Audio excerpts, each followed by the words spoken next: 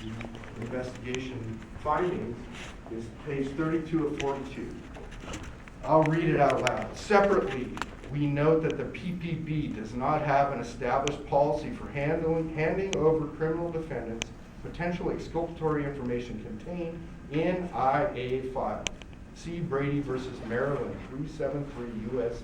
83, 1963. So you people in, with law degrees know Brady.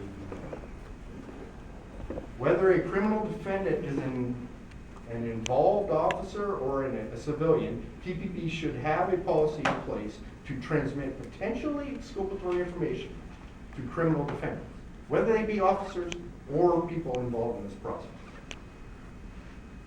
At some point in 2012, this was September 12, 2012, this is what the federal government told you people.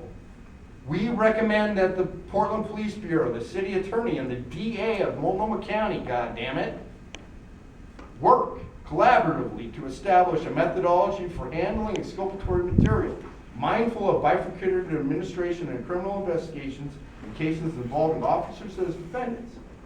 PPB should memorialize in policy this agreed upon methodology. I just want to jump in and say I respect that there's a lot of reasons you get upset, but if you would watch your language. I'm sorry, okay. At some point, we're all over it. City attorney interview of Citizen 4 is the next page. So I learn about this basically when I get the summary, or case file summary review. That one. I'll read it out loud again. City attorney interview of Citizen 4, woman involved in altercation with the appellant.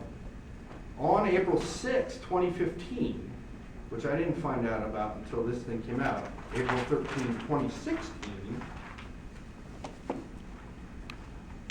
so like a year and a week before, they hired a private eye to go ask the alleged victim why she declined to press charge. I'll read. On April 6, 2015, Citizen 4 was interviewed by a private investigator at the request of the city attorney's office in preparation for potential litigation at the time. The private investigator's report of the interview was obtained for this investigation. The report indicated that Citizen 4 reviewed witness Officer C, who I want to give a commendation to for being a gentleman, coming up and apologizing to. She agreed with what he wrote down.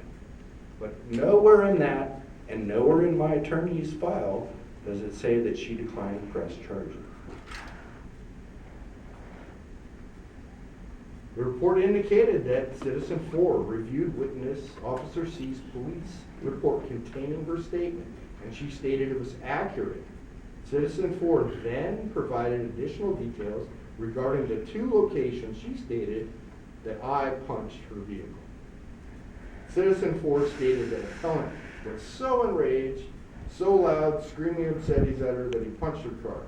She then added that the officer who took her statement explained to her that I assaulted her by striking her vehicle, and that when asked if she wanted to press charges, she declined. When asked why she declined,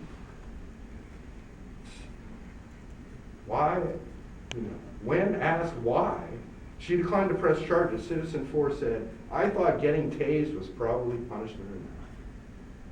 And somehow this is all just kind of been over.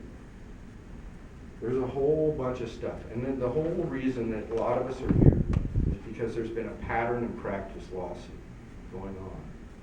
And this is part of the pattern and practice.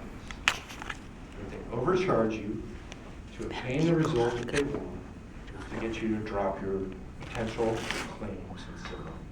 David Landrum, what a crap. And so, like, I got charged with interfering with a police officer and disorderly conduct, a couple counts of that, and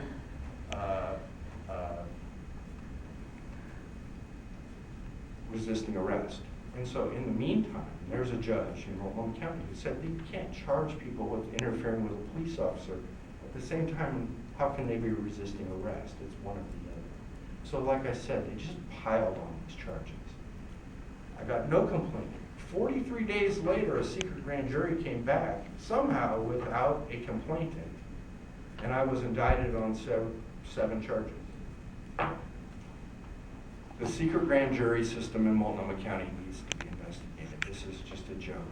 Why were they charging me? I was already let off by the judge. This is nuts.